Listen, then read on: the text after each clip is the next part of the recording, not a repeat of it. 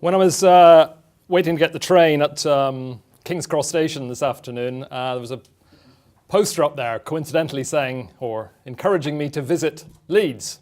It says the city where you can find your inspiration.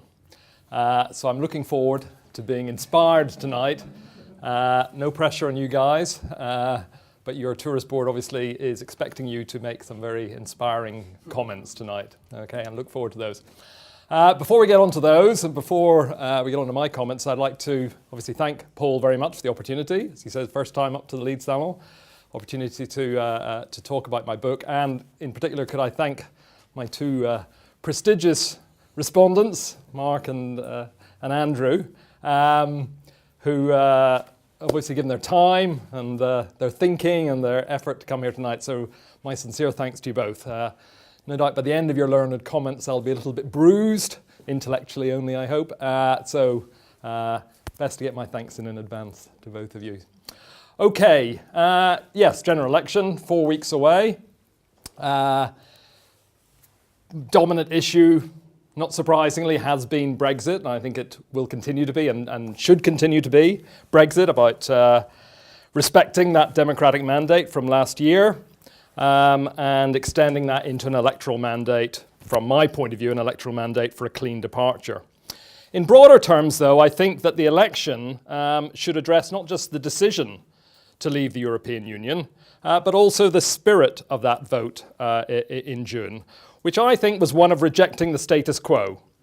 I think it was a vote wanting to see the country run in a different way. And my argument this evening is that I think a new approach to economic policy, a new approach to industrial policy should be a big part of that shift in the way things are done.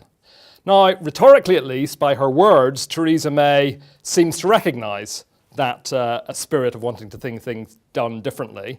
Writing, for example, in the foreword to the Green Paper on Industrial Policy, which I imagine my two respondents have dipped into at least, in that Green Paper, I think came out in January, Theresa May explained that the referendum was not simply a vote to leave the European Union, of course, but it was, she said, an instruction to government to change the way the country works.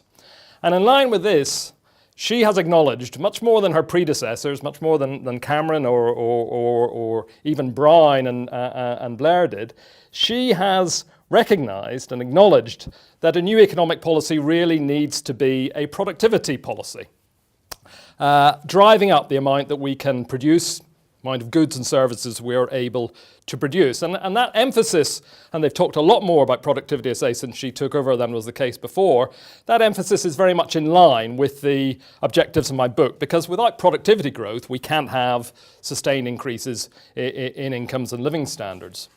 And while my book describes that this productivity problem or the productivity deficiency has been common across the industrial world over recent decades, addressing this problem is particularly urgent in Britain, given that productivity, as people may be aware, is still pretty much where it was almost 10 years ago now, before the financial crash. It's been really flatlining. So we've really had, and can't mince words about it, really a lost decade for prosperity. And that provides the underlying reason why incomes have stagnated or worse for so many people. Now, leaving aside the leaks we saw last night, this morning in the manifestos, clearly we haven't seen the manifestos in their fullness yet, in their costed fullness, as the Labour Party would say. So we don't know what they say about productivity, but what I think we should look for in them, both the Tory manifesto, and I've also dipped into, as my respondents might have done, dipped into the leaked Labour Party manifesto, look at them and see what they say in terms of both their tone and their content about productivity. On tone, I think what we should look for is what they say about the possibilities and the urgency of addressing the challenge. Just in a sense, how fatalist are they? How much is this a problem which is difficult to manage? And how proactive are they? And on the content, I think we should look at any particular practical steps identified. And in particular, what they say about boosting business investment in innovation, boosting investment, because that is more than anything else what has been lacking when it comes to understand what's been going on in productivity. You see, you've got many economists, many politicians will repeat this phrase about there being a productivity puzzle. And that's a mantra which is very common. But I argue that the real puzzle is why there hasn't been the sort of transformative business investment, which is what is the underpinning, what lies beneath productivity flatlining or productivity growing so slowly, which has been the more generalized phenomenon. I think there's no better indication of the feebleness of the general recovery across the industrial world since the 2008 crash, no better indication than the fact that business investment across those countries has only just exceeded last year the level that it was at the start of 2008. And this sort of flatlining of investment as well as productivity contrasts, say, even to the previous 3 recessions which we had in our living memory, when by an equal elapse of time since the peak of those recessions, or the pre-peak of those recessions, business investment was about a fifth up. So it is really a very, very unusually hollow recovery that we've had since 2008. And in Britain, particularly last year actually, business investment fell, you may have noticed, which again is very, very unusual when we're supposedly in a time of recovery. And before you ask, this decline in investment preceded the Brexit vote last year. It preceded any acceleration or fueling of business uncertainty, which could have held back investment. So it's weak investment is my theme, weak investment across the advanced economies, which is the common feature explaining low productivity.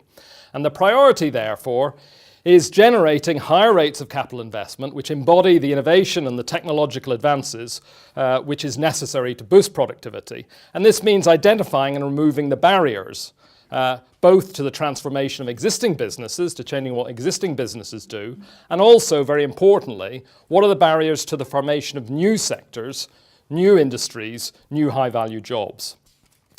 Now, if that green paper which I mentioned is anything to go by, and having looked at the Labour Party leaked manifesto, it confirms this, what we're likely to see also in the Tory manifesto is going to be a familiar wish list of new policies. A wish list of more research and development, that's certainly in the Labour Party one too, a focus on particular high-tech sectors, easier funding for start-up businesses, a modernised infrastructure, and more relevant skills training.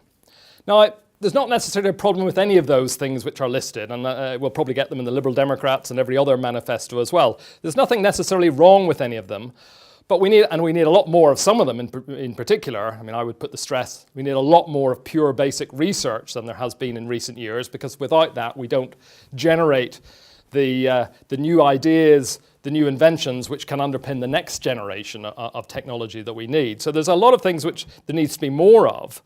But I think the very familiarity of that wish list and that actual list, because all those things have been going on in various forms of industrial policy, the very familiarity of those alerts us to the paradox that despite these potentially positive measures, they have been so far so unsuccessful. These things have been happening but haven't been able to shift the investment levels and to shift productivity.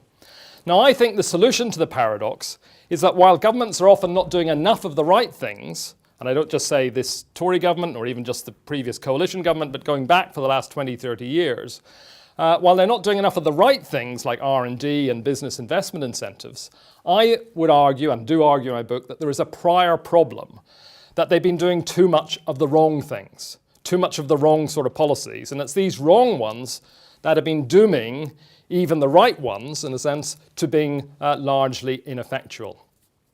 And this arises, I think, because too many government policies have been exacerbating an important barrier to investment, which manifests itself not as the absence of any innovation or any technological advances, because every day we read about new technologies. There are new inventions happening. There are new technologies being created. We got new materials like graphene, which was discovered in Manchester University, 2004.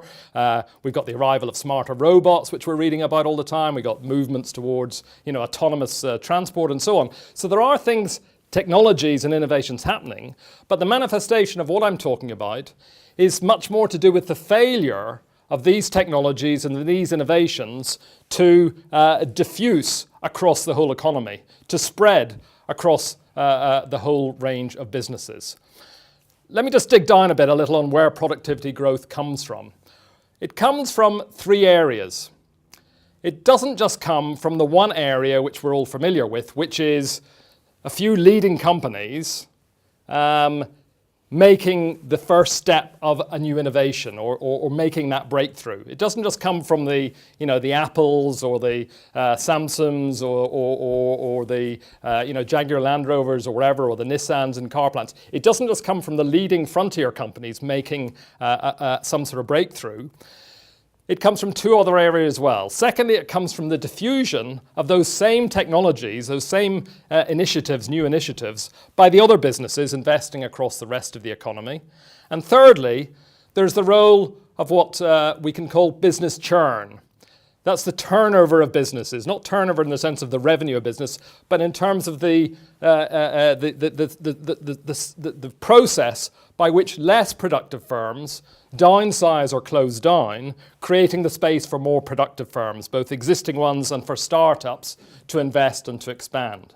And it's all those three areas of investment by the frontier companies, by the rest of the viable businesses, as well as this process of business churn, business turnover, which is what drives the investment and what drives productivity.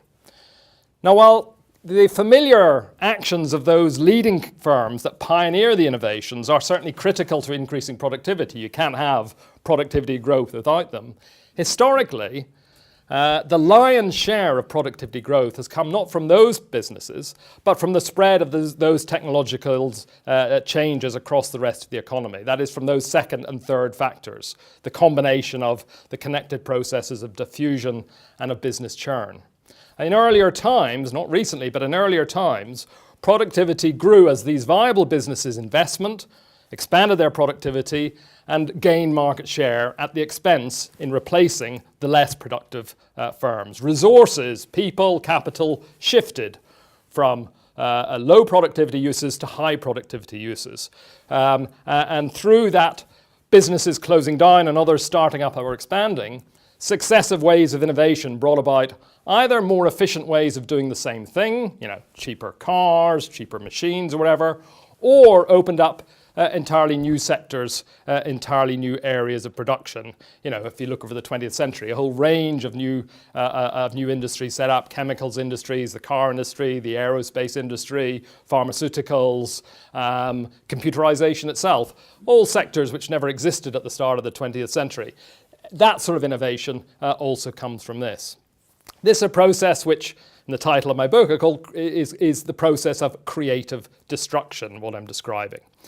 Now, a key observation in my book is that in spite of increasing automation and efficiency in some existing industries, and in spite of lots of technological inventions, the ones we read about in the newspapers and see on television and on social media all the time, there has been little recently in the way of the creation of new high value added sectors to provide the well-paid jobs which we need on a par with those sort of sectors which were created during the course of the 20th century. We haven't had those same advances over the last 30, 40 years as we had in the first two-thirds of the 20th century.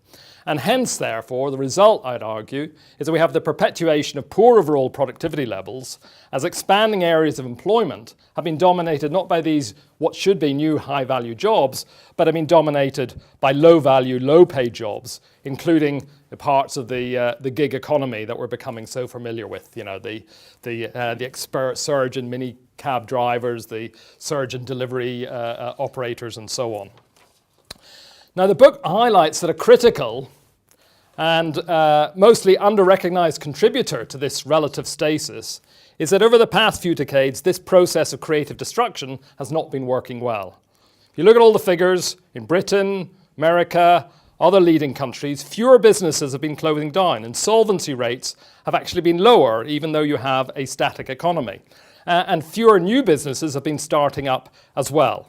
And that has brought about what I call zombie economies. Economies with too many resources stuck in low productivity areas, including in weak zombie businesses. Businesses that have enough income or an ability to borrow in order to survive, but which are unable to add much by investing to boost economic growth. Now, these zombie economies, I'd argue, have a triple whammy effect, which is what is dragging down investment.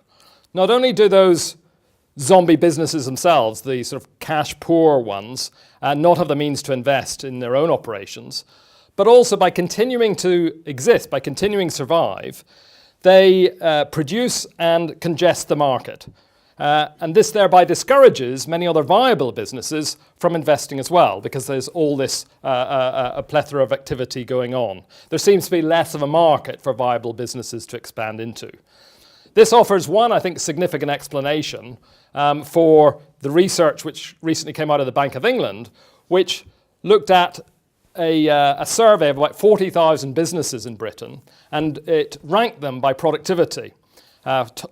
Number one, highest productivity, down to 40,000, the lowest productivity. And what it found was that something like 3/4, and to some extent up to 90% of those businesses have seen very little or no productivity growth themselves over the course of this century, till about since the survey began in 2002.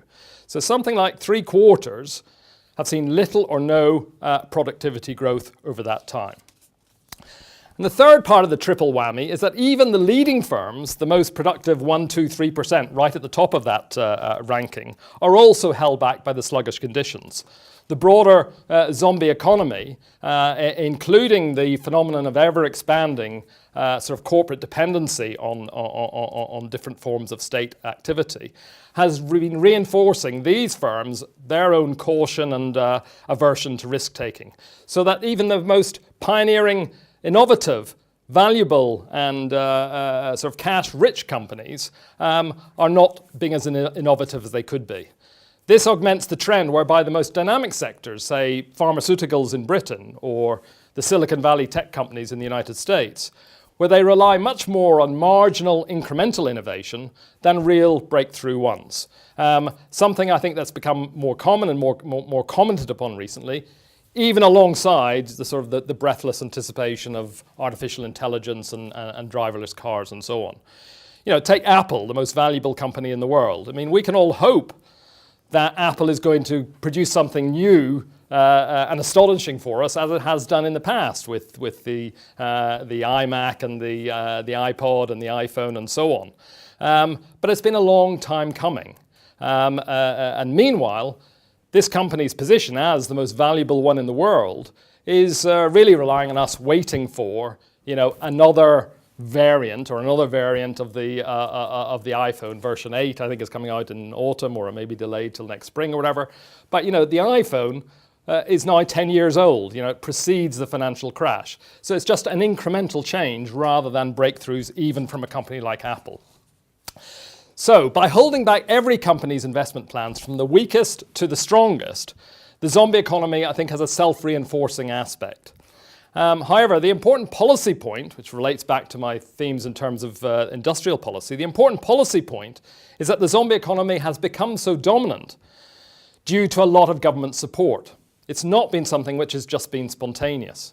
Especially since the big political, cultural changes through the 1980s, economic policy has become much less visionary, much less forward-orientated, and is focused instead on managing what exists in the economy as it is. Soon after he became Prime Minister, Tony Blair, who usually has his finger on the pulse of important social cultural changes, he characteristically spelt out this new policy paradigm, and which has dominated, you know, through his time and since under politicians of all stripes. In a big speech in 1998, he said this. He said, "Nothing matters more to me than..." Any idea what he said? Education. No. That's what I thought you would say. No, he did say that on a different occasion. Education. No, what he said in this Lord Mayor's speech, Lord Mayor's banquet speech, was that nothing matters more to me than, quote, the ability to manage the economy. And he went on to say, stability can be a sexy thing, if you're Tony Blair. Stability can be a sexy thing. Now, I think this summed up the sort of the cultural shift in economic policy making to one. It's become uncomfortable with making change with forcing through economic change, and with an emphasis instead on the supposed sexiness of keeping things the way they are, the supposed sexiness of stability and trying to preserve things. And I think this has been expressed in a whole range of government policies of the past 30 years, acting to support existing businesses, to support the incumbent businesses at the expense of promoting economic transformation. We can discuss some of those, but really it's across the board. State spending policies, tax policies, easy monetary policies, regulatory policies, changes in insolvency laws and so on. All these over the last 30 years have tended to, not necessarily consciously, but have tended to support what exists rather than to initiate and drive the creation of something new. And while it's not been a deliberate policy objective, of course, the unintended effect of all that has been to entrench a low productivity economy. The good thing about grasping this, and perhaps we can discuss some of those in the discussion, there's various different types of policies, but the good thing about grasping this sort of policy-induced aspect of the zombie economy is that it is something that we can do something about. You know, if it's not just a spontaneous thing, but if it's policy-driven, then we can look at those policies and adjust those policies and change those policies to stop this process, amend and revoke them in order to reverse their harmful effects, thereby helping to rekindle the creative side of the creative destruction process. And that's very much the argument in my book, that we've got to stop doing certain policies, those ones which are propping up the incumbents, in order to create the space and initiate the changes necessary to boost business investment, to boost research and development into the longer term. Now, if I can conclude with one of the most frequent questions I've been asked about this thesis, which I thought I'd take on head on, which is, isn't this idea of rekindling creative destruction, isn't it just too painful, too damaging a route for people? Surely it must make sense, it must be better for people to have those, even if they're low paid, those low productivity jobs, than to have the alternative of no job at all. And I think that's, it's a very pertinent question, a very valid question. And I think it gets to the root of my book, or the heart of my book, it's a book much more about the cultural changes which we need to make, much more the political changes than simply narrow technical economic changes. Because what the book is arguing for is that we do need a national conversation, a national public conversation across up and down this country and in the other industrial countries which are afflicted with the same state-induced, policy-induced zombification. We need to have that conversation to explore why stopping the use of life support policies is the precondition for our future prosperity. We need it's not a top-down imposed thing, it has to be a democratically engaged discussion. Not least because if it was ever, and I don't see it happening, but it was ever sort of imposed top-down, as would have been the case perhaps 40, 50, 60 years ago, then people would quite rightly resist it because they'd want to hang on to what they've got. The crucial argument, I think, in this conversation is that there is no pain-free way out of the dilemma we're in, right? The British economic predicament, the same predicament across the the other Western industrial countries, is that the economic damage has already been done. We're not talking about something which could happen in the future. The damage is there. We have these static economies, effectively. Now, it can be camouflaged, it can be tweaked a bit with a bit of debt here, with a bit of business subsidy from the government there, and so on. But effectively, we have got what others have described as a condition of secular stagnation, right? We are in that state of productive decay. And when I talk about productive decay, my focus is that inability to create the new sectors and the new jobs. That's what characterizes this period. It doesn't mean there's no activity going on or no jobs going on, but we are in that situation of damage already having happened. And so my argument is that continuing to act primarily to preserve the status quo is going to be an even more painful path for us, for all of us, than acting to refresh the economy through restructuring it. Especially since the 2008 crash, we're already starting to see the damaging human consequences of productivity decay, or productive decay rather, with incomes falling for many people here, in America, elsewhere, with those poorer quality, part-time, temporary, even no jobs becoming a common part of the landscape. And the status quo, therefore, is already not working for a lot of people. And this will worsen over time. And I think that itself, the sort of the underlying damage that's been done is going to already manifest itself, which I think is strong enough argument itself for making the sort of changes I'm arguing. But on top of that, we can't even rely on the current veneer of stability continuing, because the next crash, the next recession is on the way. It is going to be there. And this has nothing to do with Brexit. Simply recurring recessions are intrinsic to the market economy. Looking back over the last 120 years, there hasn't been a decade over the last 120 years where there hasn't been at least one recession taking place. And here we are, from a recession of 2008 to 2009, we're now 8 years away. So in the next time, and I'm not going to predict when, but the next 1, 2, 3, 4 years, whatever, there is going to be another recession. And when you consider that we've barely had a recovery since the last one, that most indicators are just, in the last couple of years, just getting to where they were in 2007, 2008. When you consider that debt levels, which underpinned the last crash, are already at higher levels than they were in 2007, and that the government has very few weapons to use whenever this recession hits. Monetary policy, which was the big reliance, the big weapon used since 2008, is pretty much exhausted. When you consider all that, then we'd be extremely complacent to think that the next recession is going to be some minor, tranquil, very smooth process. So my argument is it's much better to get ahead of the curve, take some control of matters now before conditions worsen, by starting this argument, the need to renew the economy through scaling back those conservation policies, making the space for pro-growth investment support policies to work, while at the same time, obviously, providing a comprehensive public sponsorship to the people during what will probably be quite a long period of transition to their new jobs. But I'd argue then to conclude that it's much better than continuing to subsidise declining, insecure jobs, which won't be there forever. Much better than that is to bring about the better conditions for the investment in those new jobs, while sponsoring the displaced workers and their families with generous financial support, retraining, and all that's needed in order to help people transfer into those new ones. That's the argument I put forward. Better not to have a situation of trading off the prospect of well-paid, secure jobs in the future by hanging on to those insecure, low-paid, declining ones now. And whether that is in the Tory manifesto, I doubt to see it there, but whether that sort of approach is in there or not, this is the sort of transformative approach to economic policy that I think we need to debate publicly and widely in the period ahead. Thank you.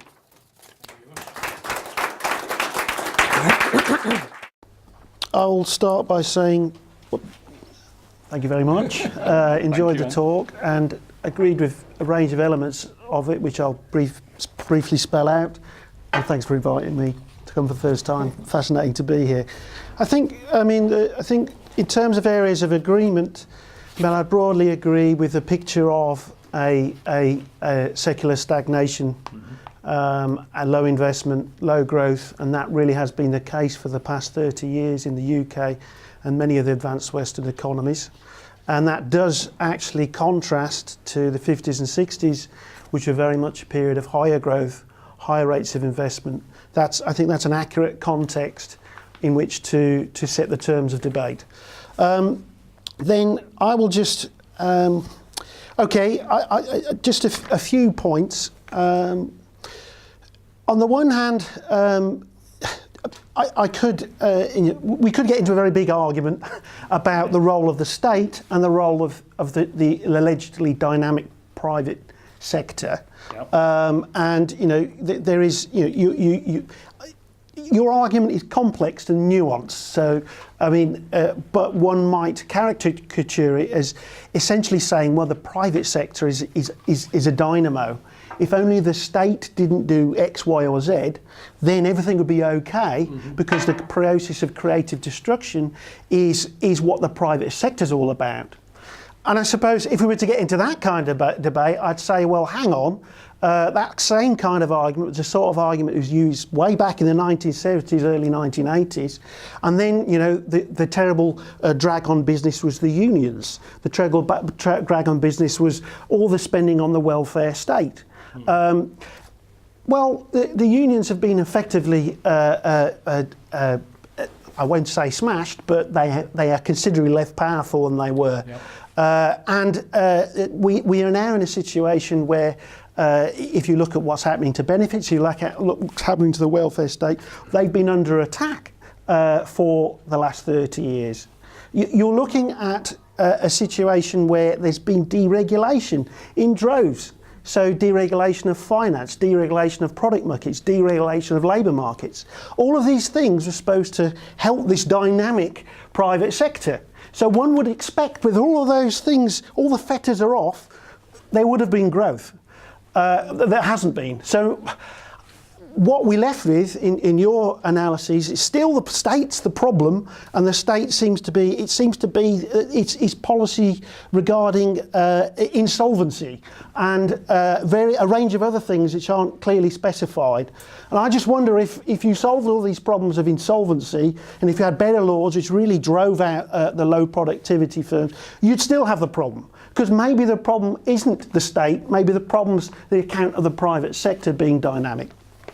Okay, so that's a classic sort of state versus non-state debate. But actually, I don't think that's the debate we should be having. And I think we should be looking for alliances. Because the fact is that the real problems that we face are not really about some well-worked-out plan which is or isn't not being playing out. What we actually see in policy making, nationally and locally, is not a well-worked-out plan. It's not a clear strategy based on any economist's rule book or set of principles. What we find is ill-considered policy from any perspective in economics, almost. Okay, so I'll give 3 examples of that. The first is austerity. We've been under an austerity drive since the financial crisis. Which economists actually agree with that? Well, actually, key mainstream economists don't. I'm on the left of your average economist. I certainly don't. I think we have to ask, why is austerity driving UK and Eurozone policy when it's got very little backing in evidence or theory? But, okay, that's one thing. The second thing, a big thing I feel that you didn't talk about, you can't talk about everything in a small space of time, but if I were to look back on Blair, go back further to Thatcher and come now to where we are now, I would talk about financialisation as an absolutely critical structural change in the nature of the state, in the nature of this relationship between the state and the private sector. What's actually happened is we've outsourced, we've sold off large amounts of the state, starting with privatisation in the 80s. I was surprised a month or two ago, was it a few months ago now, as a member of the university, I was asked to come and meet some from externals from the university to talk about some partnership deal which involved a large organisation which has plants or offices up and down the country.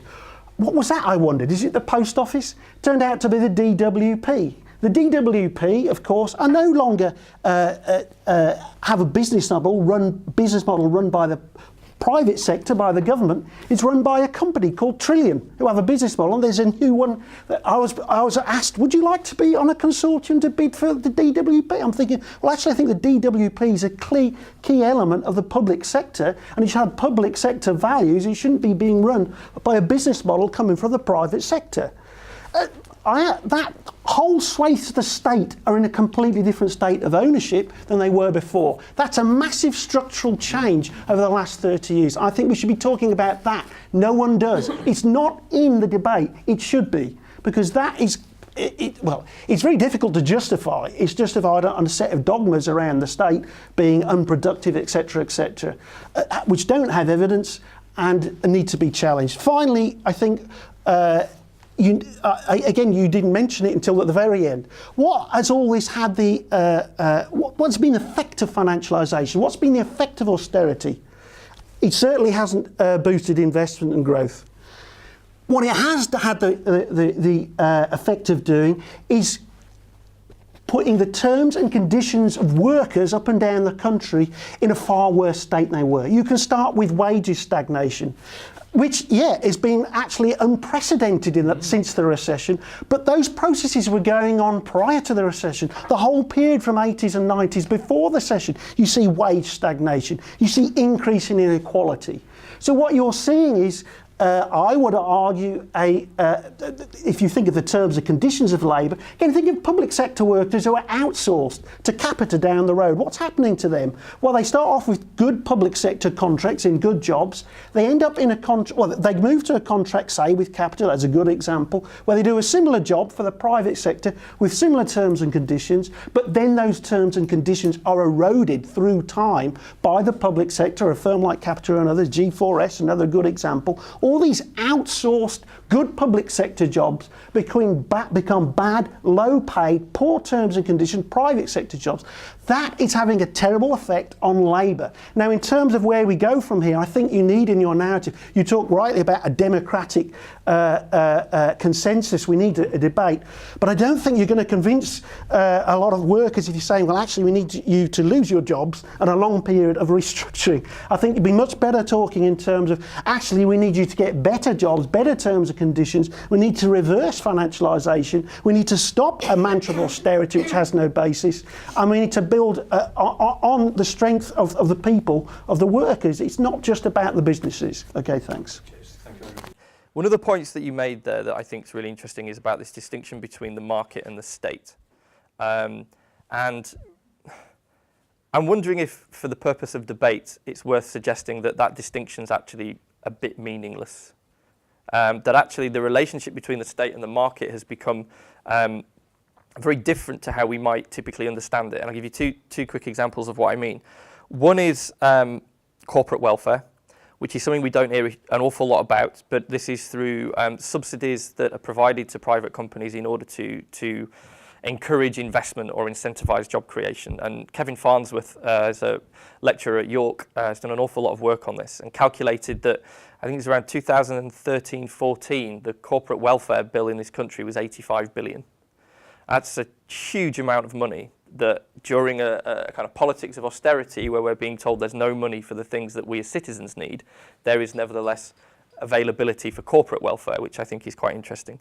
The second part of that relationship, or that distinction being complicated, is the point that Phil made really well throughout his talk, which was about spending on research and development, and the paucity of investment in R&D that's gone on in the UK over a number of years. And the relevance of that, I think, is can't be kind of underplayed from the point of view of one of my current intellectual crushes and heroes is Mariana Mazzucato, who's been appearing, kicking the life out of Tories for the best part of 6 months on Newsnight and elsewhere. And it's very interesting what she has to say. Her book, The Entrepreneurial State, makes a really good, solid analysis of how precisely this idea that it's the private sector that's dynamic and the state that is grey, slow, clunky and bureaucratic is completely wrong. Actually, it's a lot of public investment in research and development through universities and through other mechanisms that facilitate the technological development, the genuine innovation that then at a much later stage in the process is captured by venture capital, captured by the private sector, commercialised, and then value is essentially extracted. So Apple's a really good example because Mazzucato uses this in her analysis to say, you know, if you look at what Apple's done, this myth of it being a tinkerer in a garage, the myth of Steve Jobs as this wonderful kind of individual innovator in a garage who just came up with this iPod or this iMac and developed this wonderful technology that we all use, is misrecognizing the fundamental reliance of that development, that innovation, on previous public investment in science, in research and innovation. So Mazzucato has this argument that actually if you want genuine change, productivity, growth, what we need to look for is the patient capital, as she describes it, that can be provided by the state versus the impatient capital that you get from the private sector. And I'd be really interested to know, Phil, how you kind of respond to Mazzucato's position. Secondly, and more kind of linked into my own research, so I'm a sociologist, as Paul mentioned at the start. But I've spent 3 years looking at the alternative finance movement in this country, which is very interesting kind of innovation, very interesting development, kind of disruptive innovation within the financial system. And what's interesting about it, I think, is that it's precisely this kind of new sector, this new industry. It's identified as part of the industrial strategy as being a kind of booming emergent sector. The UK has 75% of the European market in alternative finance. It was valued at 3.2 billion in 2015 and is kind of growing and growing globally as well. So that kind of disruptive innovation that the alternative finance and fintech as one kind of arm of that represents, I think, is interesting in your framing because it's a disruptive innovation. It's come primarily from the private sector, but it's motivated, at least in part, by a desire to redirect investment away from traditional financial institutions and into the things that communities need. So there's been a really interesting alliance between alternative finance and alternative energy systems. A lot of alternative finance companies are looking at investing in green infrastructure as a way of saying, well, if the state's not providing this and the private sector's not providing this directly, is there a way of mobilizing little pockets of available capital within the public in order to invest in those kind of opportunities? So I'm wondering if within the creative destruction model, something like fintech, how you would kind of represent that and how you would analyze it. Finally, I've got more things to say, but I'll save these for later. But you mentioned the kind of prior problem, that there's a lot of things going on that's the wrong things, and when we're trying to do the right things, because of these prior problems, they're not having the kind of desired effect. You also mentioned that stability can be sexy, which in the current stable and strong narrative I find horrifying. But the idea of stagnation, there's a really interesting concept, obviously, of responsible innovation and the way in which innovation should be directed towards kind of publicly meaningful, publicly useful outcomes, which kind of links into Max Carter's mission-oriented investment. But there's also a recent paper in Economy and Society that actually makes the case for responsible stagnation. And that's not meant just in economic terms, but actually more to do with the politics and culture that you also mentioned as a kind of factor here. In so much as what a key problem might be is that we're encouraged to innovate too quickly, too much. That innovation is actually part of the problem, so that processes and the cultures around those processes, whether that's a professional organisation, a business culture, a culture of workers within a particular organisation, never has the time to actually find out whether the initial intervention will work, because too soon in the process, we're encouraged to innovate again. So actually, allowing processes to embed over a much longer time period might allow some of these interventions to be successful, rather than being told at every kind of 6-monthly meeting, well, you just need to innovate again, which might be coming from my experience on the university campus or not. But I'm just kind of, the innovation, not defined or explained, but as the magic bullet to all of our problems. I'm just interested in kind of problematizing that.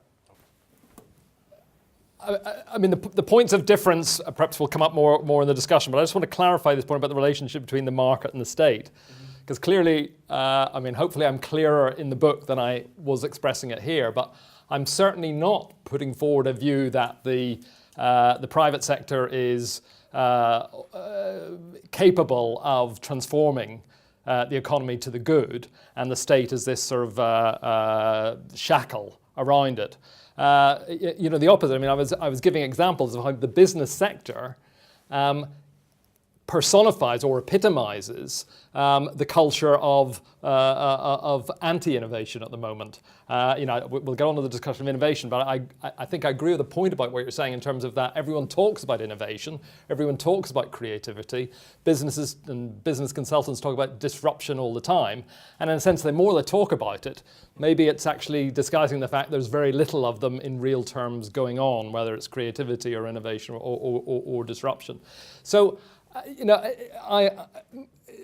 to take Mariana Mazzucato, who people, I don't know how many people are familiar with her, because we'll talk about her as if we know, just A couple of you, okay.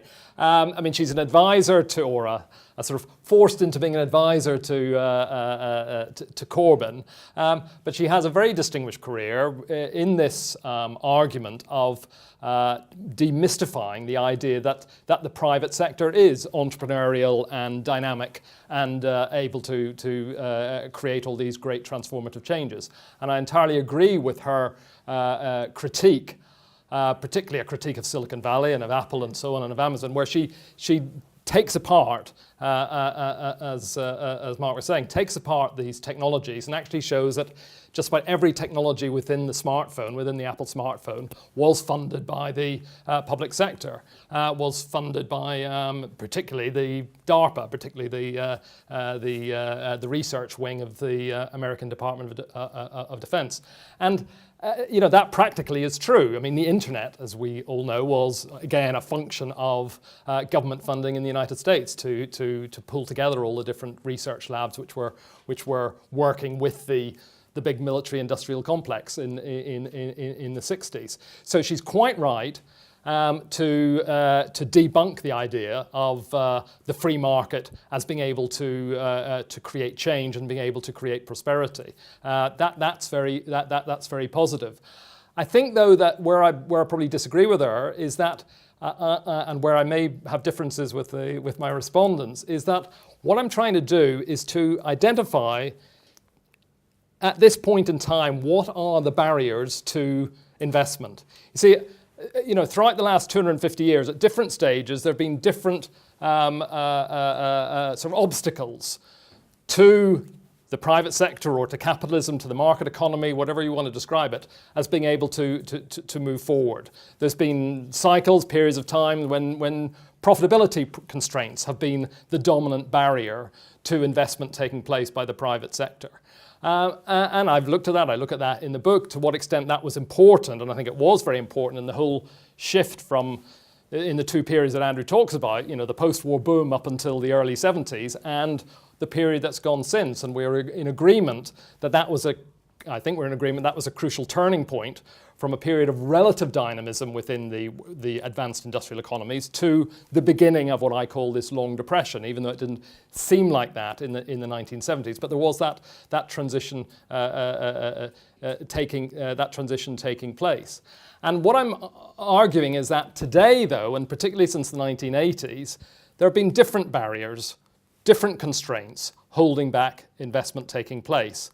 And those are primarily cultural, I would argue, that the culture of a discomfort with change. I mean, the culture is one which has held back and sort of has epitomized or expresses this distaste with making change.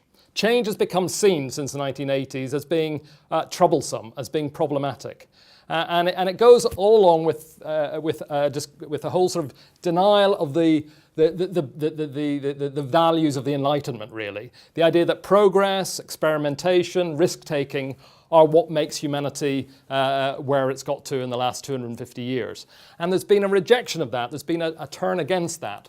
Sociologists talk about it as the risk society, a heightened sense of uncertainty, which is creating this anxiety about the future, this fear of change. And that in the business world, and I think in the state world, manifests itself as this greater aversion to making change, this discomfort with change.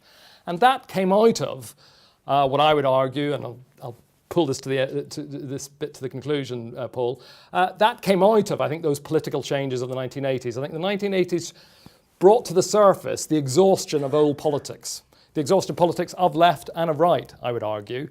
And it is sort of societies, the political class sort of lost a sense of where it was going. The politics of the right, I think, were exhausted. They simply threw up their hands and said, oh, we've got this sort of free market and everything's fine. But they argued, and I think Thatcher summed it up when she said, the mantra of there is no alternative. Basically, we've got the market. The left is finished, they could see. The trade unions were smashed, as a term I would agree with you, in the early 1980s, both in America, Britain, and elsewhere. So the opposition to the market system seemed to be gone. Obviously, the end of the Cold War brought that to the fore again at the end of the 1980s.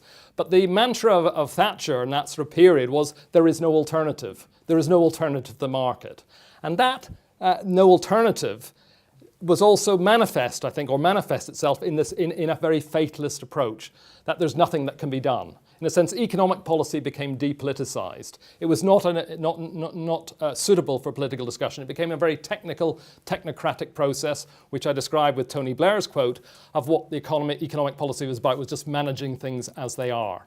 And it's that institutionalization of the culture of fear, of the culture of aversion to risk-taking and stuff, which is what I'm identifying manifests itself through these state policies which create the zombie economy. And that's my interest in the zombie economy, in an economy which, as you said, with corporate welfare, sorry, I know I'm going on, but I agree entirely with what you said, Mark, about corporate welfare, not just the zombie businesses, those who are able to carry on because they're paying no interest rates, they're able to pay low wages because of wage subsidies and so on. It's not just those, but even the most successful companies are reliant upon the state. The pharmaceutical companies, the jewel in the crown of British capitalism, is reliant on a lot of that state procurement policies, a lot of that state money, funding for what limited research they do, and so on. So all that is propping up the way things are. And in that, it is by buoying up the incumbency, by buoying up the incumbent businesses, it is at the same time then becoming a barrier, a block to new businesses being set up. And that's the block which I'm saying is today the specific manifestation of that cultural distaste for change and for progress. And that's why I'm honing in on it. Right. Audience questions and comments. You can throw your questions at any of our three speakers, just Phil, and make your comments as well. So I'll take a few at a time. So one. It's just a very, very straightforward question, so I can get it clear in my mind.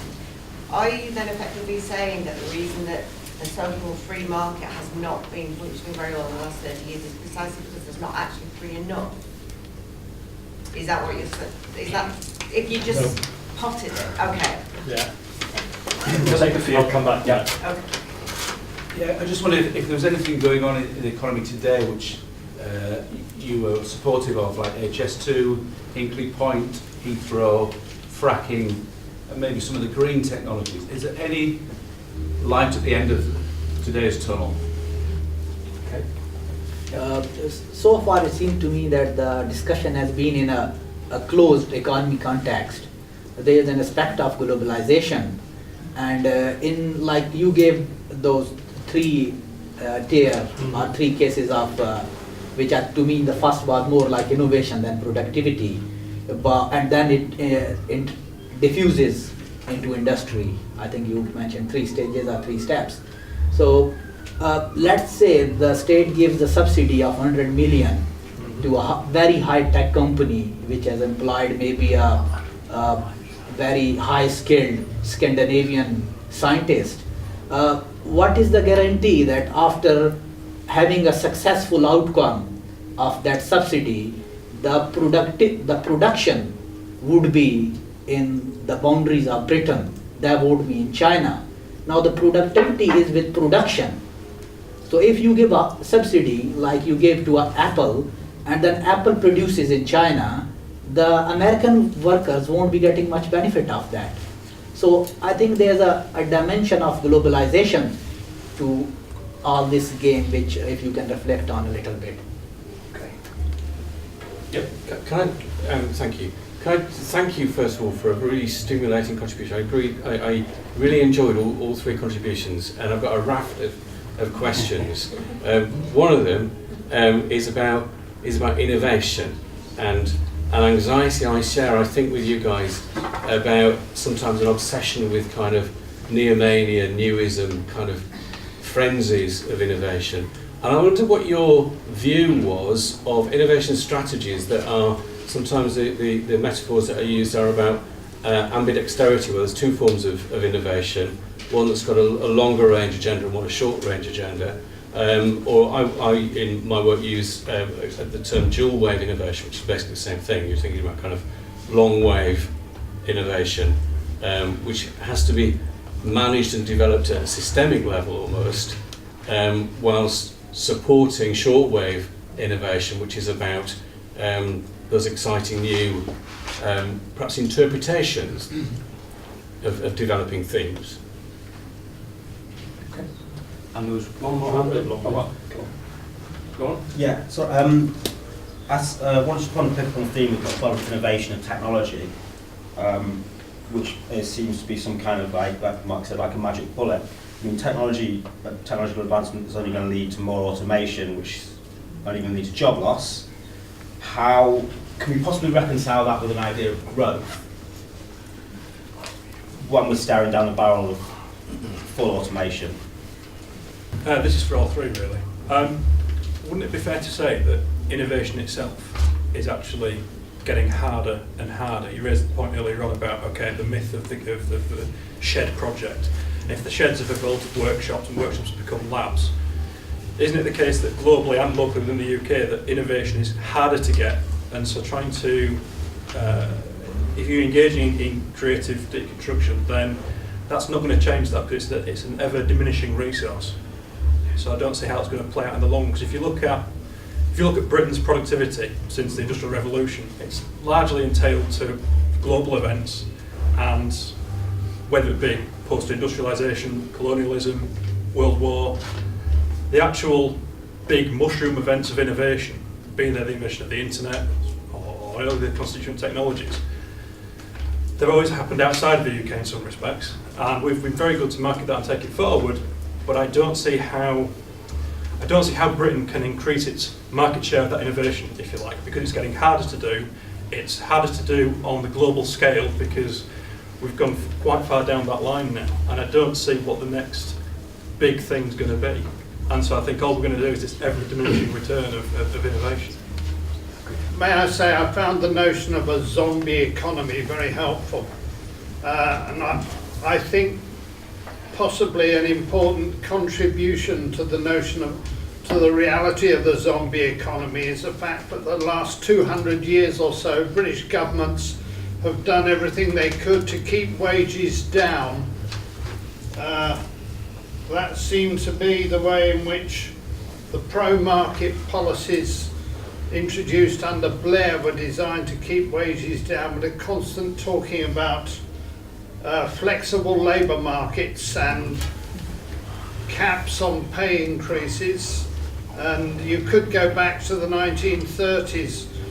We didn't seem to learn, the Blair government didn't seem to learn the lesson that was commonly drawn by economic historians, that cutting wages was not an effective way of stimulating economic development. So I think the idea that there's some sort of potential for some great creative burst of growth is interesting, because it parallels a similar idea which you find in anarchist thought, and some socialist thought, that there's some sort of well and reservoir of creativity waiting in particular classes in society that somehow need to be released, that will be to the benefit of all. I fear that the argument was going a little bit in that direction, that there's this great surge of productivity could possibly occur at some point if the right conditions were created, and I'm a little sceptical of that as I am of the anarchist and socialist notions of the same idea of this sort of creative, spontaneous creativity of particular classes. Sorry, that's more of a comment than a question. That's fine. Rambling comment. My apologies. Yeah, first of all, I want to thank the speaker and the contributors for this very stimulating contributions. I have 3 points I want to make, or 3 questions. First of all, I mean, for me, economic science seems to be more like a religion than a science, and I would like to raise it with the question. Somebody, I think the speaker spoke about economic growth as if this is something natural. I mean, I'm coming from the medical science. If I tell somebody you have got a growth, people start panicking because they think about cancer. And for me, this economic growth is the cancer of our planet and causing a lot of problems. I don't want to go into it. So, but I would like, as I have three very sort of people involved in this, to explain to me why we need economic growth. I don't understand it, and nobody so far has explained it to me. But my second question is linked to it and gives the answer, because we have private profit. Because I think private profit is the biggest stumble to good investment.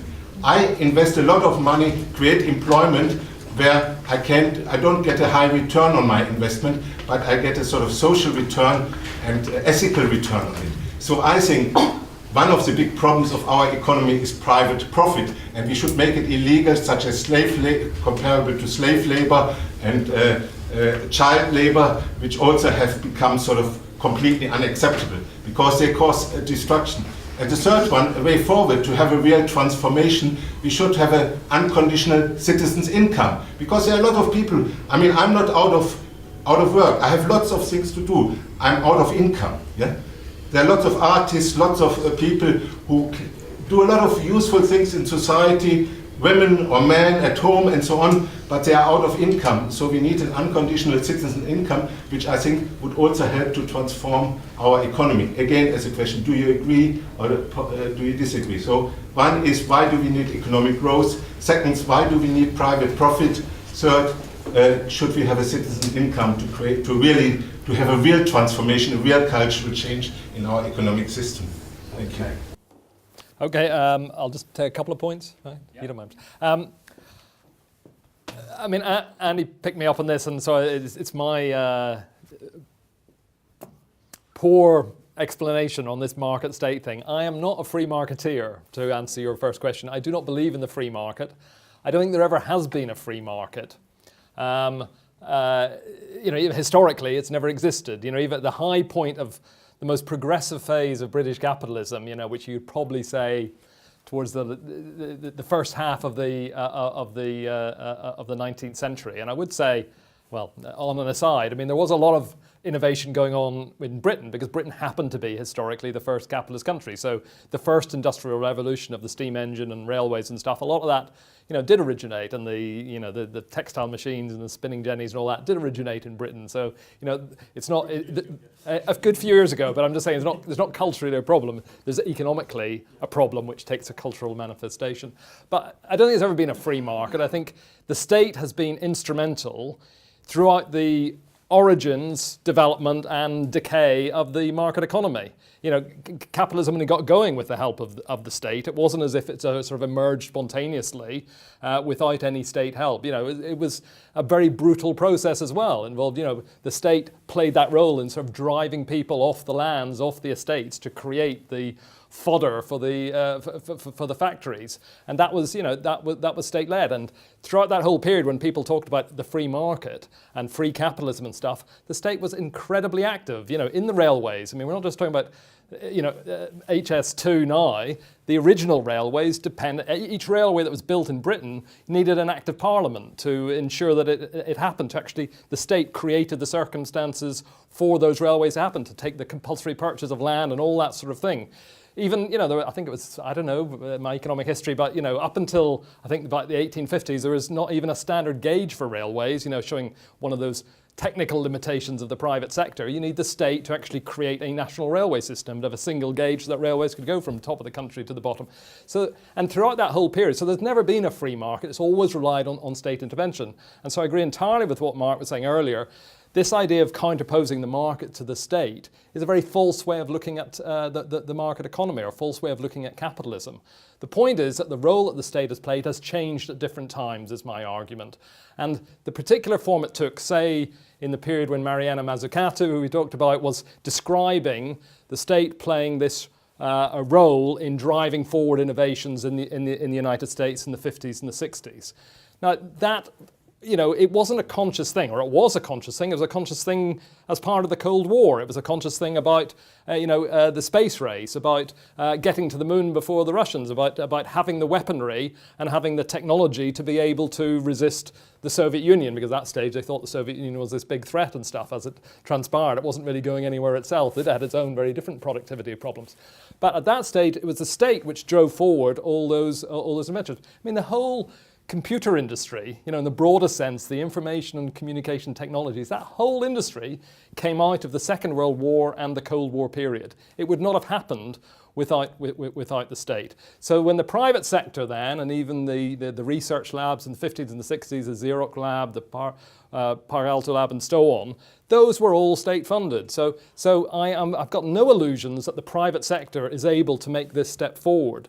But as I say, the state has played different roles at different times, and at the moment, the state's role is one which is holding everything back, and that is important for us because it gives it's a target that we can go for. Because the state, I could be, no one said it yet, but I could be accused of being naive to think it's possible to change this state, which has been the biggest barrier to progress over the last 40, 50 years in Britain and elsewhere.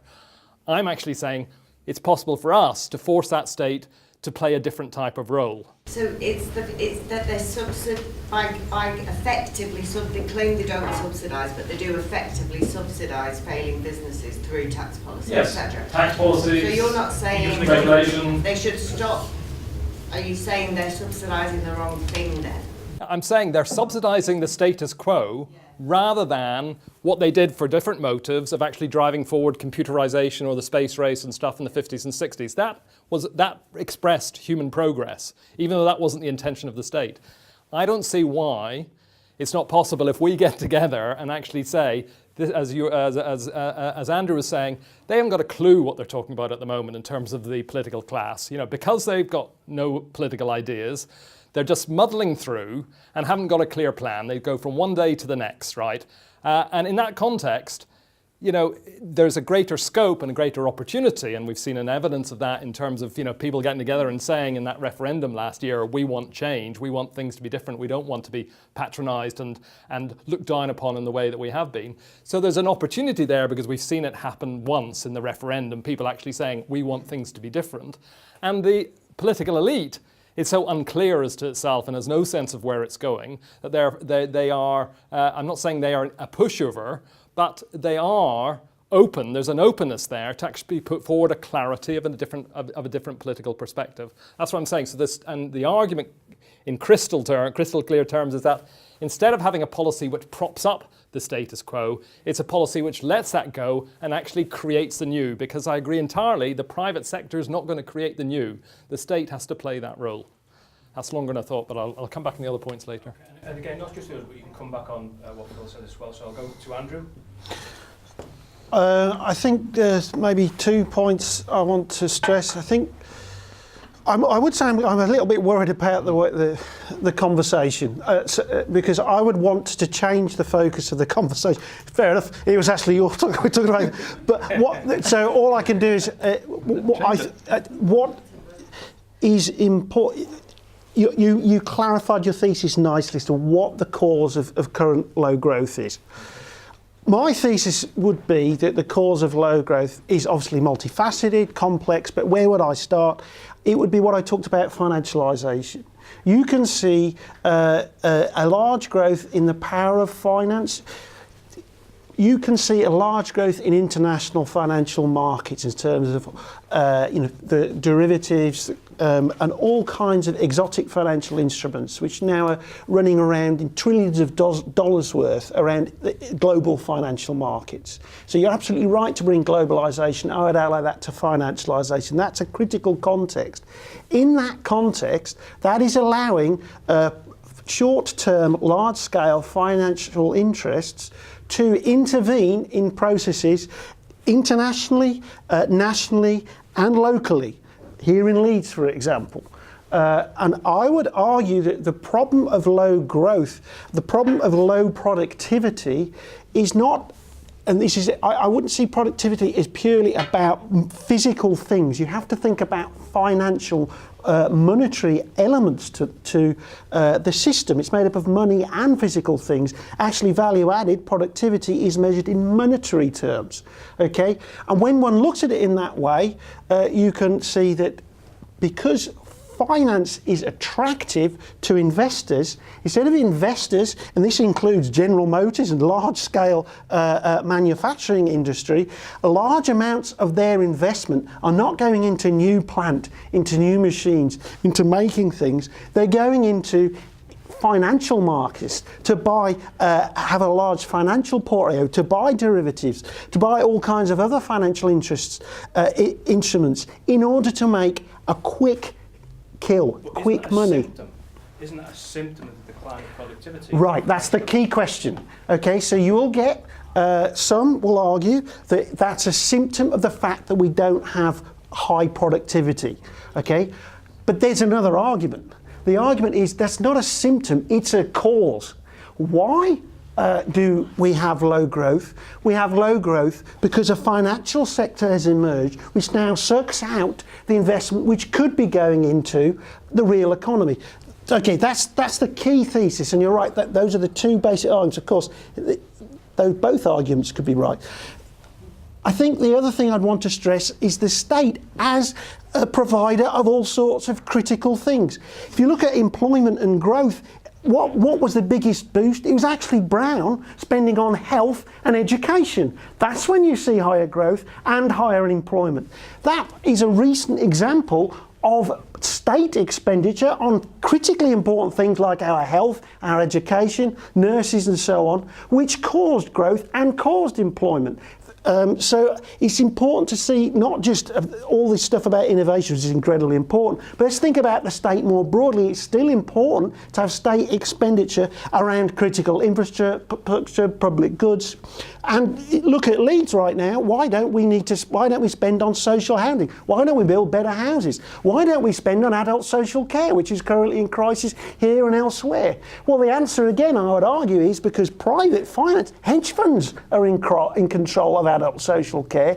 That shouldn't be the case. We shouldn't be looking to make a quick buck through financial investing in an asset class called adult social care. We should be providing that as a public sector, and that should be provided by state taxation. State taxation is off the table at the moment. You're not allowed to tax in order to spend on things that we really need. Well, that's the crazy thing. And if this is an old conversation that we need to go back to deficit finance, well, I'm afraid it's a necessary one. The current system is in collapse. Okay, this is where we agree. There isn't this dynamism going forward, it's collapsing. This is why there's an opening. There's an opening for us to have a conversation, collectively say, what do we do about it? But the reason for that is because literally adult social care is on its knees in Manchester, in Leeds, because of these processes. People really do need an alternative. And these public spending allied to small business and financial interests who aren't just looking for a quick buck on global financial markets, an alliance there would be a way of renewing a more vibrant economy for the majority of people, not for the minority of financial interests. Thank you. Mark?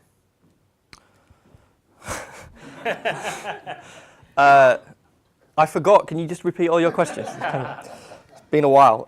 Okay, so a few things to say. One, the post-democracy question I think is really interesting. I'm loving the enthusiasm for this democratic moment. I think there's a lot to be said for that. Just mentioned Gordon Brown. I was talking about this earlier, which is why it's in my head. Don't underestimate the significance of having an independent central bank in a lot of these conversations, because one of the things that an independent central bank does, and we're at the 20th anniversary of that decision being made. It was the 6th of May 1997, Gordon Bank made the Bank of England independent. The idea there being that, well, we need politicians out of making economic decisions. We can rely there much more on numeric, algorithmic, efficient systems of calculating how all of these processes work. The knock-on effect of that is that by taking politicians out of that space, you also take democratic control out of that space. And that, to me, is a fundamental change that explains, certainly in my thinking about this, why some of these processes of financialization have been allowed to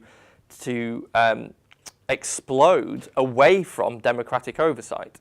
Because one of the things that we can say with regards to the complex financial instruments that have been developed in the last 20 years, not only a whole bunch of people who are meant to understand them don't understand them, but also we could label that, I think, quite accurately as innovation. That's innovation itself. That's financial innovation happening. The trouble is, it's not the kind of innovation that we think we want, because it's not delivering public value, it's delivering private market value. And because it's taking place away from democratic oversight, there's an awful lot of innovation happening, but it's not delivering the kind of things that we need. So I think if there is a democratic moment here that we can dispense with the zombie institutions of a post-democratic society, in which I would include more things than just the economy. I think, I can't remember the name of the author, but the book Zombie Capitalism takes this idea of the zombie economy to that kind of systemic level, to say it's not just economic arrangements, it's our political arrangements, it's our cultural institutions, it's our legal system that are all operating away from the public value of citizens and actually are operating often in corporate interest. That's part of the problem.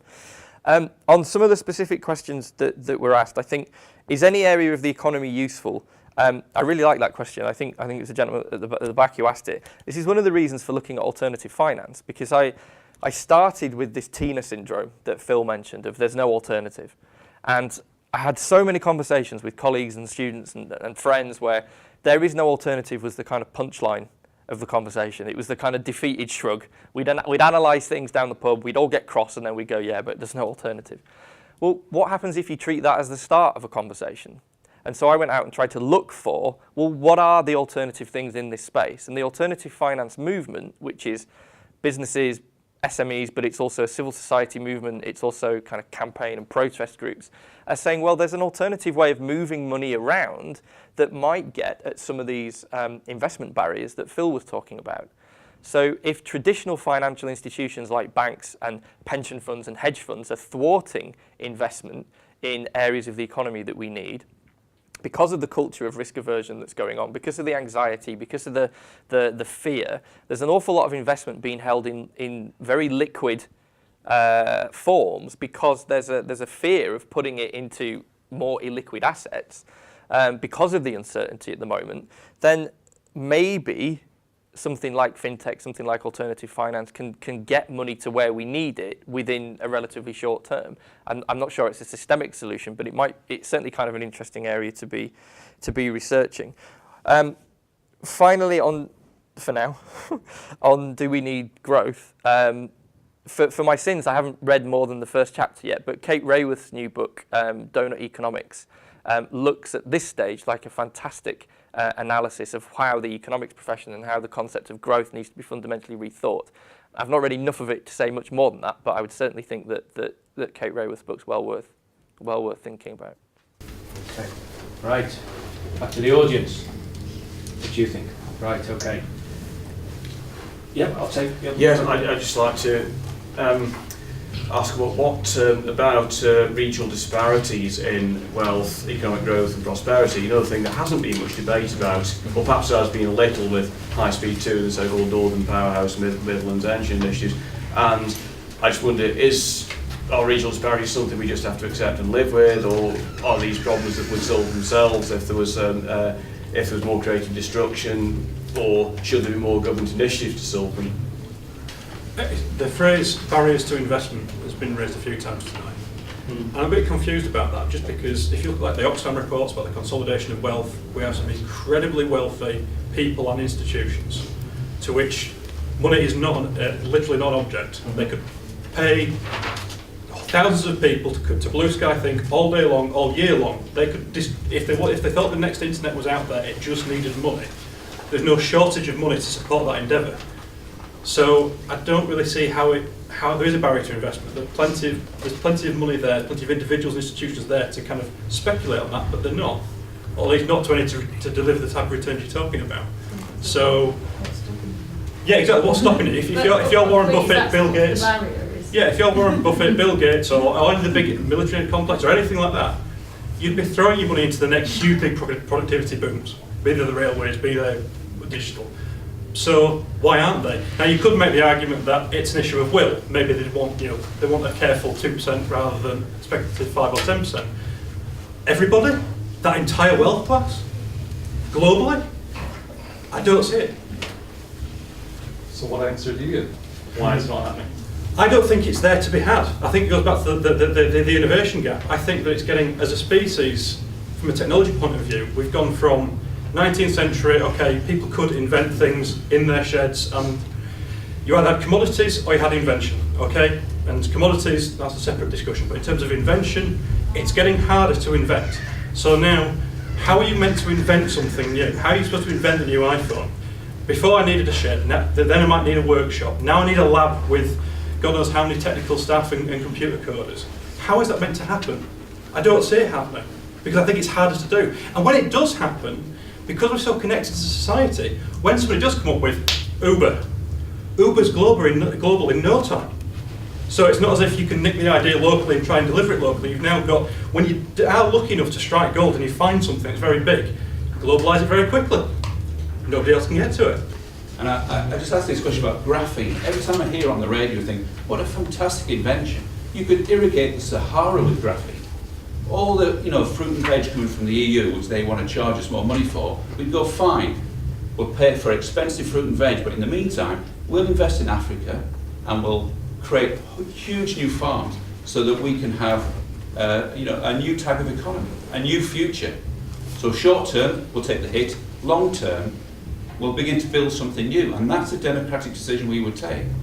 And I think that's the sort of paying now, future, different. I think that's the sort of discussion we'd like to have. Yeah, I mean, I do agree with that. I think that the need for a more democratic control, or certainly oversight of finance, but also in terms of policy, in terms of, I spoke at the FinTech North event a few weeks ago as part of the Leeds Digital Festival, which was very much about what is financial innovation for? One of it kind of speaks to the question about innovation types as well, the typology, which I'd like to come back on quickly. But it's kind of what is all this innovation for? It's the kind of good versus bad innovation, and financial complexity, financial instruments, credit default swaps, all of these kind of inventions that kind of happen. Well, in whose interest is that happening? And I think greater democratic accountability is obviously going to move us in the right direction. Okay. This is going to be really rapid fire. So, basic income, yes, completely agree. Have done some interesting work with the New Economics Foundation previously around the 20-hour working week as well. That basic income solves some problems, but not all of them, particularly in terms of valuing an awful lot of care and domestic labour that often goes unrecognised. And I think that there are arguments for and against monetising that. And the extent to which that's beneficial for women and not beneficial for women, whereas a shorter working week is certainly from the New Economics Foundation seen as being more egalitarian across the piece, because it creates space to balance our working lives with all the other things that matter. So I think you're completely right to raise it. It's those kind of policies that I think we need to have this conversation that Phil's inviting us to think about. Wealth extraction. I agree with you. Why isn't there money being reinvested back into these kind of industries? But there isn't. And you're right to say, why is that? And I think it's almost like the $1 million question. Or actually, the money is there. I mean, it's not the $1 million question, it's the $21 trillion question if you think of the Panama Papers scandal. I mean, that is pure wealth extraction that could be reinvested back into a whole bunch of things that we need, but isn't being. And I think part of the answer, though not all of it, is to do with this risk aversion, that simply people aren't prepared to back potential winners. They're not confident enough that they're actually sinking their money into the next internet, the next whatever it might be. And so there's a kind of culture of withdrawing and extracting value rather than kind of reinvesting it. And as a final point, to leave plenty of space for my distinguished colleagues to speak, on the productivity, I think I suppose it's a slightly facetious answer, and it's not meant to be, but my answer to what is productivity across all of these sectors is that which can be measured as such. And I think what I mean by that is it's a kind of way of translating a lot of things that shouldn't have numerical values attached to them, that are beneficial for human beings, for cultures, for our relationships with each other, that in being assigned the numerical value so they can appear in a league table might be speciously defined as productivity, but actually are of no benefit to us whatsoever. So I think that is part of the kind of nefarious side of measuring productivity and value in that way. Okay, thank you. Andrew? Moral philosophy, what role does it have in debate? That's an interesting question. I would make a broader question, is what role does academic discourse have in the debate? What role do universities have in the debate? So that's economics, social science, engineering, hard sciences, philosophy, history. And I think that's I think there needs to be more. In a time of austerity, both national government and local government have lost a lot of their resource to do this kind of research and thinking. So I think that's a good question, and we need to, the university and local authorities and national government and other stakeholders need to do more to get together. Moral philosophy will have a role to play in that, as well as all these other things. I would add that my own discipline of economics, however, has a great deal to answer for. Because it was economics which was recommending the deregulation of finance, of labour markets and product markets, which appeared to lead to the global financial crisis. So that is an issue, and we need a critical economics, an alternative economics, which we have a great deal of actually at the University of Leeds, which is quite unusual. Regional disparities. That's very important. That's all part of the debate. And again, there's an opening here, because regional disparities are in the government's talking about industrial strategy and productivity, and they are very wide. What we would need is to think about how to invest in Leeds in a wider city region, in a Manchester City region, in a way which attracts. Which tries to overcome those imbalances. That would all come out of an investment strategy and a skills strategy and a labour strategy, and that would have to be a very important part of the agenda. Automation. Every time there's been a wave of technology in history, there's been doom and gloom about how it's going to get rid of all the jobs. I think the same is said about the new autonomous systems. I don't see the houses that we need, the adult social care that we need, the education that we need, the doctors that we need, the nurses that we need. I don't see machines coming and doing that in the next 500 years. There's plenty of need. We need to do things. The problem is, and I guess this comes to an issue around what is productivity. A distinction that's been lost from academic economics is a distinction between producing for need, producing use values which serve useful purpose, and producing for exchange value, producing for profit. What we need is a lot of producing for need. Okay, that is a productivity we need.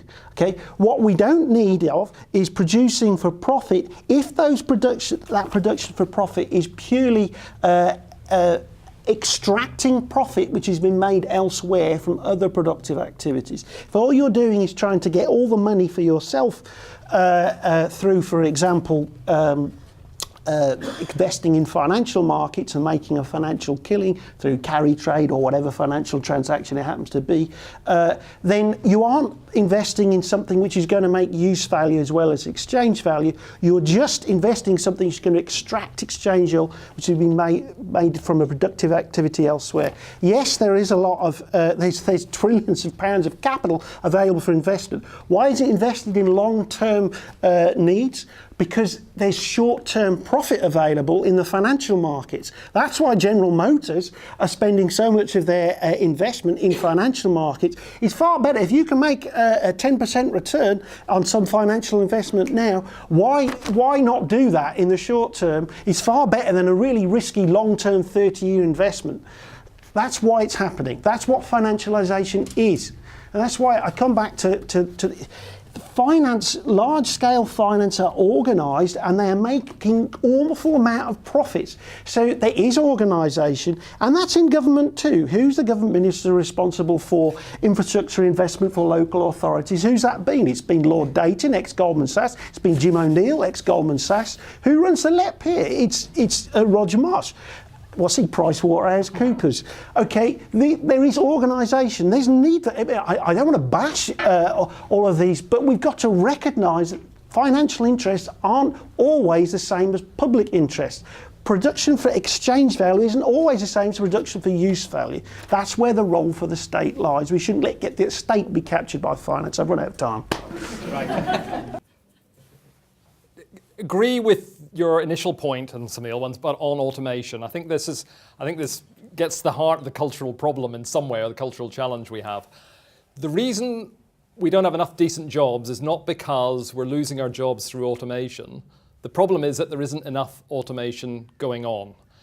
It is automation which increases the productivity, drives the growth, which creates the wealth to be able to create the new sectors. That's probably what happens.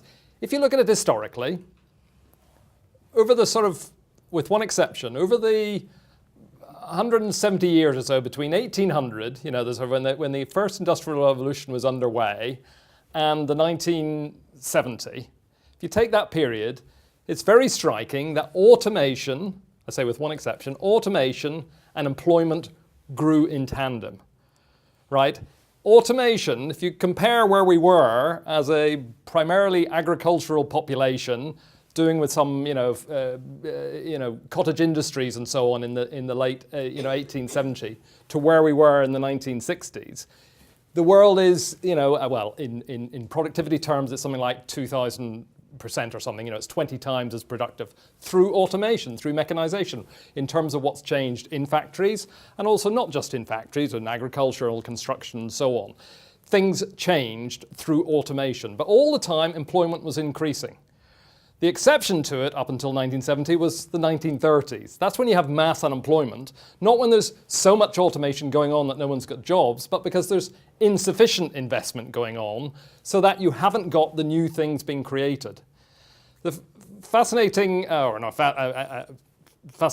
study Deloitte did, one of those consultants, but they did recently, looking at British labour, what people were working at from 1871 to the present time. And it showed in each decade, you had jobs being destroyed by automation. Definitely. That's what automation does. That's what productivity means. It means you're able to produce the same amount with fewer people. But it showed that in each decade, technology also created more jobs, both directly and indirectly. That is what means that we have, after that period, a much, much more automated, mechanized, productive economy in the world compared to 1800, and also more people in employment. I mean, even today, we got more people in employment in Britain than ever, although I wouldn't say that's the benefit of automation, because actually that points to the problem, which as the sort of jobs which we've been getting have been low value, low productive jobs. But the argument I would say today is that we do not have enough automation. And the reason we don't have that investment is, I would focus on mainly cultural one. There's another interesting study which was done by there's a Washington sort of think tank called the Information Technology and Innovation Fund. And they did a review a few months ago of media coverage, it was in America, but media coverage of automation and of technology. Between the 1980s or 1986, I think, and 2013. And they looked at to what extent media coverage reflecting the ideas in society was positive or negative about technology and automation. And it was a clear trend whereby in the 1980s and up until the mid-1990s, generally media coverage was positive. It was people talking about the opportunities which provided, the way it could help people's lives, the way it could help the economy, but also help socially and culturally. But from the late 1990s, and in particular after the dot-com crash, and increasingly in the 2000s to the present time, the tenor of media coverage changed and became much more negative and problematic, and identifying all the problems. And today we've heard some of the problems. Obviously there's the problems in terms of, the internet is making us all stupid and stuff. There's that sort of view. Or there's the view that, automation is going to mean that we're all jobless. All these studies, well, it's not all these studies. It's this Oxford Martin School study that everybody quotes from Frey and Osborne, which says 40% of jobs in America are going to go in the next 20 years. I think it's 36% of jobs in Britain are going to go. This idea that, there'll be this huge decimation. So that negativity about automation, I think, is that shift that has happened reflects that cultural shift I've been talking about, that since the 1980s through to the present time, we as a society, and our political class expresses that more sharply than others, and the business class expresses it too, have become more uncomfortable with change. And that brings about a stasis, which means that instead of automating and increasing productivity, and what is growth for? Creating the wealth so that we can all have decent income, so that we can solve the world's problems, as Andrew's saying. There's a huge amount of problems out there. There's no shortage of problems. I don't agree with you at all. If you look at things, even in this country, in an advanced industrial country like Britain, apart from our phones, apart from those personal gadgets, we pretty much live the same way as we did 50 years ago. Our houses are pretty much built in the same labour-intensive way. Our cars, haven't changed all that much. May have a few flashy gadgets in them, but basically they're still today. We're all waiting for the proper electric cars coming and so on, but today they're still predominantly internal combustion engine and driven pretty much the same way. Our clothing is pretty much the same. There was a study recently showed that in America, I think there's been no new drugs created in the last 20 years or in the top 10 drugs. Everything is air travel. I mean, this is most explicit thing. We are the first generation in the last 250 years that is traveling across the Atlantic slower than the previous generation, right? We're going backwards because we used to have, supersonic airlines. They were, oh God, they were a bit dangerous, a bit going too fast, so we've gone backwards. In fact, air travel is slower now than it was in the 1950s, a point I reference in my book. So we're all these things that we could be doing, we could be having tremendous advances in transportation. Something like Elon Musk's Hyperloop thing of building tunnels which can take us from A to B. Instead, we're messing around with adding some automation to our cars, right? These old-fashioned cars, which have been pretty much the same since the beginning of the 20th century, on old-fashioned roads which don't, which are congested all the time. And that's the limit of our imagination, is to get rid of a driver, or perhaps not, we'll have to stand there or sit there anyway and read a book or something. Instead of actually thinking of revolutionary transformations in transportation, whether it's in supersonic air travel or in planetary space travel, or these hyperloop travel under the ground. There's huge things we can do. Construction work, I think you mentioned. I mean, why can we not have mass-produced homes, right? There's there's a few hundred being created at the moment. We're talking about we need 1 million new homes even in Britain, never mind homes for people in other parts of the world. Why not have resources investing in that, right? There's lots of things: transportation, clothing, healthcare, how we spend our leisure time. Huge number of things that we could do much better than we do at the moment. So the demand is there. The problem is, and we can all agree, we've all agreed, there's plenty of cash around, there's no shortage of cash, there's plenty of resources there, but it's not being invested. So that, I agree, is the huge question, which is what was motivating me to write that book. Why is it that we have all these resources, we have all these demands that we need to do things better so that we can actually have the higher living standards, and we can have, not to be too glib about it, we can actually move further towards real freedom, right? In my view, without productivity growth, there is no possibility of humanity getting real freedom, right? The development of the productive forces is the way we create the economy of time. Old man, Karl Marx said that. The economy of time, to that ultimately all economy is reduced. Because unless you can reduce the amount of time we spend doing the things that we need, we don't create the time to do the things that we can only imagine. Not just what we need to clothe ourselves and shelter ourselves and feed ourselves, but to be creative in a real sense, not the creative sense in the sense talked about, we've all got these creative economies going on and so on, but to be really creative, to open our minds to the world. productivity growth, the economy of time, is what makes that possible, what makes freedom possible. That's why it's so important, and it's not happening at the moment. So that is the question that we have to deal with. And I'm not going to rehearse my arguments again, but just to say it's my frustration, not just that investment isn't happening, but trying to crack that question. And I put the emphasis on saying the problem is not just that businesses are risk averse, but we've institutionalized a situation that life is too easy for business, to be simple about it. It's too easy just to survive. Businesses just to cope and just to muddle through, right? They've got wage subsidies helping them out. They've got financial subsidies from public procurement policies. They've got regulations which keep out competitors. They've got easy monetary policy from this completely unaccountable, agree entirely with what you're saying, undemocratic central banks which were given this power to run our society. They've got so easy monetary policies that business is really having an easy life. One entrepreneur I read said, the problem is if you wrap businesses in cotton wool, which is what we're doing, then it is a slow but steady road to economic degeneration. There's no way around it. If you aren't progressing, it is a bit like that metaphor, the old cliched metaphor of the great white shark. Capitalism is like that. Unless it's moving forward in the way a shark has to move forward to live, capitalism degenerates. And that's the reality of where we are today. Capitalism is degenerating in the West. There's a lot of exciting things happening in China. We may not agree with the Chinese illiberalism there, but there's certainly things happening in other parts of the world, but it's not happening in the West. That investment is not happening. So, and I think it's because the state is intervening too much, not to help drive business forward, not because it's pro-business. It's pro-business in a way which is anti the development of the productive forces because it makes life too easy, so businesses don't have to actually invest and innovate to get ahead. They can just rely on all the handouts of one form or another, and that's the way of keeping themselves going. So that becomes the barrier to them taking risks and moving forward.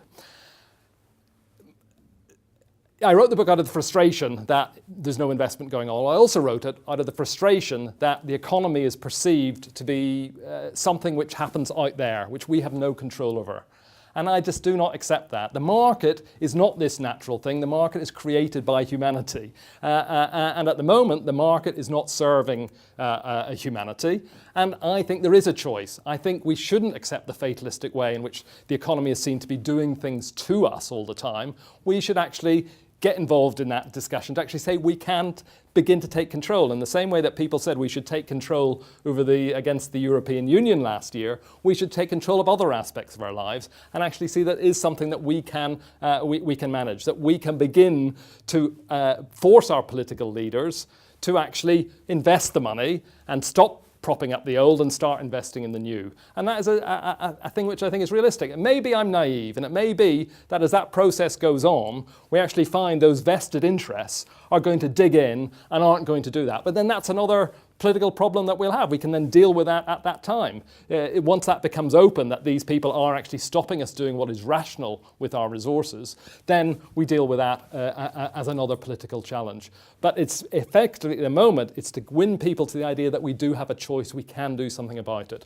That's the most important lesson to come out, or the most important message I want to make. There is a choice. It is not that there is no alternative. There can be an alternative because it's in our hands to do it.